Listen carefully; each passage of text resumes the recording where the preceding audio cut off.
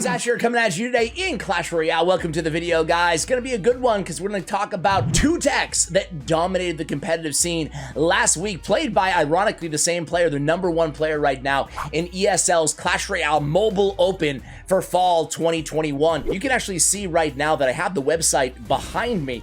I'll have the link to this page for you guys in the pinned comment and the show notes. Only reason because people always ask me here on the channel, how do I get my name out there to see if I have what it takes to go against other semi-pros, aspiring pros, or even pro players in a real life accredited cash tournament with, you know, the confidence and I guess the brand value, the credibility is what I mean to say, behind ESL. That's what we have for you guys today. A cash tournament that all of you guys, not too late to play, can play in. I'll be covering the top decks. Who knows, maybe some of you guys will get in the highlights here every week. Plan on doing this at least once a week here, just to kind of cover the best competitive decks. So without further ado, again, all the contest rules and everything like that will be explained very easy on this website below. But for now, let's go ahead and jump into the hottest two decks that I can't wait to share with you guys. All right, guys, so jumping into the action here, take a look at the deck at the top of your screen, right? Alex's deck. Soccer ball Alex or football Alex?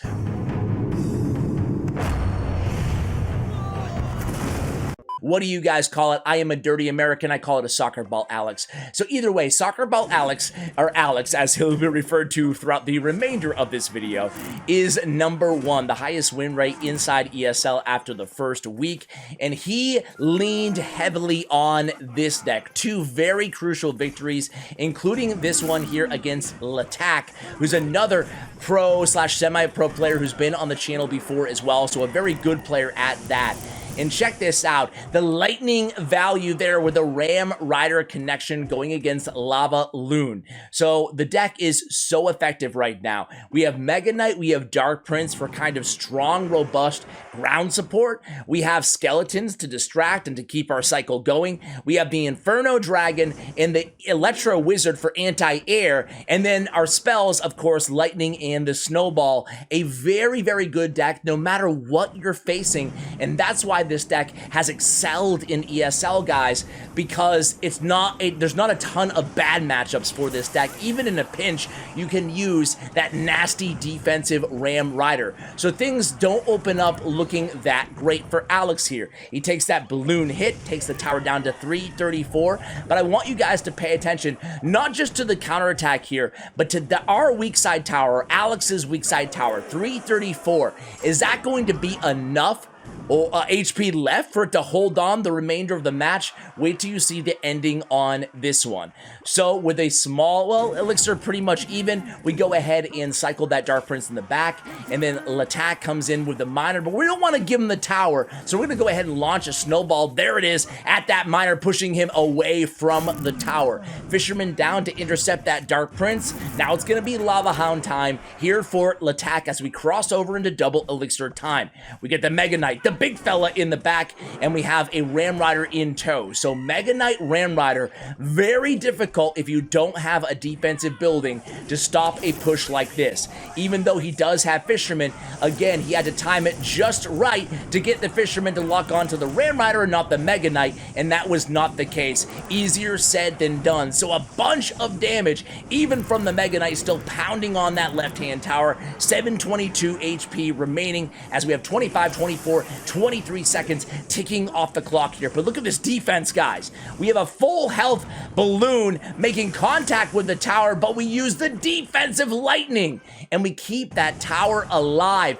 It felt like that tower was gonna go down, guys, but that was not the case. Here we go, 5 seconds remaining, make it 4, 3, 2, miner on the tower, snowball pushes it back, and Dark Prince catches the miner after the snowball. Very well played, and what an ending there from Alex, preventing that miner from taking down the tower, in which case it was really anybody's game, and hey, maybe at that point it would have been very difficult to mount a comeback if you were Alex. I want to show you one more match with that same deck with a big change. Now the Pekka is going to be there instead of the Mega Knight, so two different versions of the same deck, one for more anti-tank and one for more anti-swarm. In the Pekka or the Mega Knight. So you guys, based on what you're going against in your range of ladder, can make that decision. But I wanted to show you both decks because although there's only one card difference, it will help you guys understand that there are more possibilities than just one,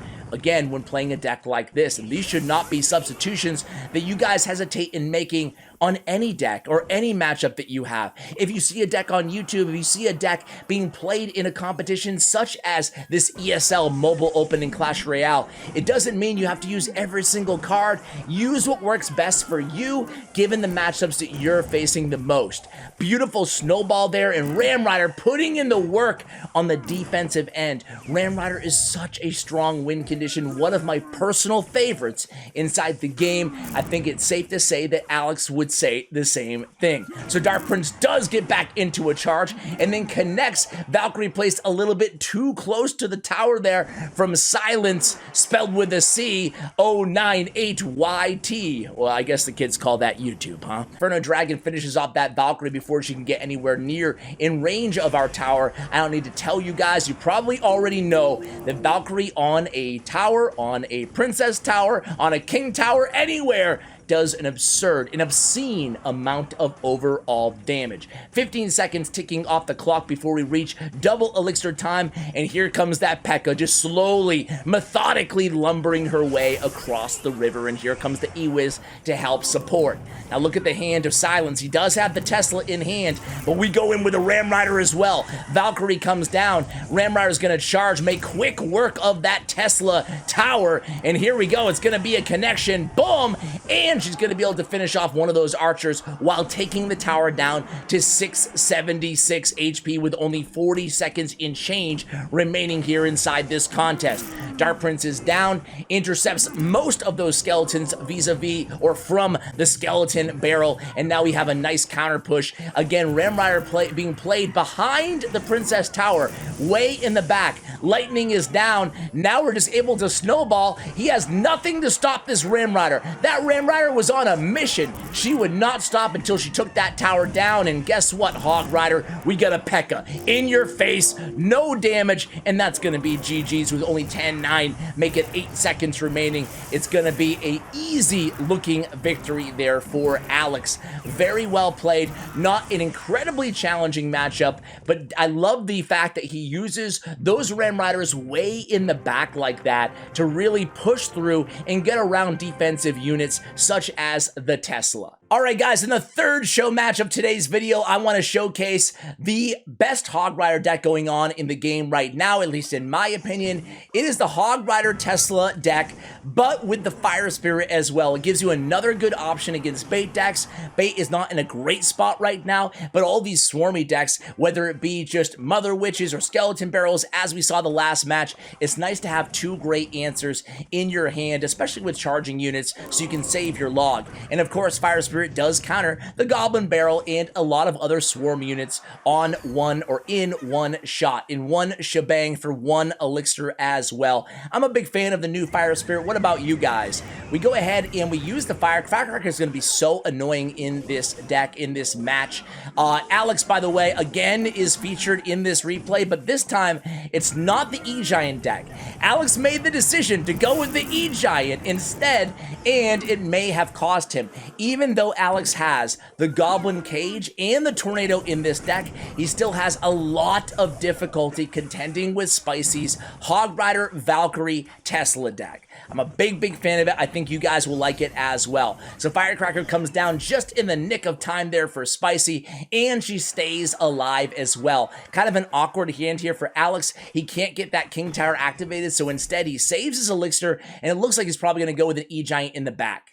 And he does. So E-Giant is played behind the King Tower. Now, how are we going to prepare for this if you're Spicy? We know he has Lightning, so we drop a Valkyrie in the back. He has Lightning in hand as well.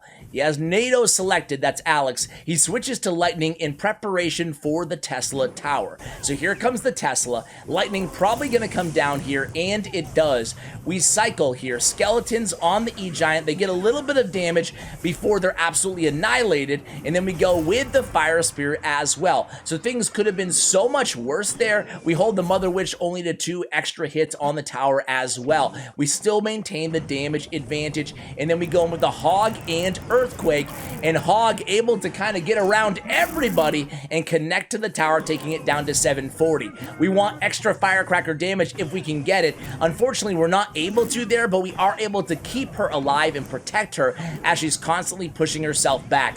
We catch the opponent with not enough elixir to play the tornado and no Goblin Cage in cycle. Unfortunately, the Firecracker not connecting there to take that tower down with only 20 seconds remaining here inside regulation. So he has the NATO. He uses NATO first, but Tesla finishes off the E-Giant. 140 HP remaining on the tower. We Earthquake it down.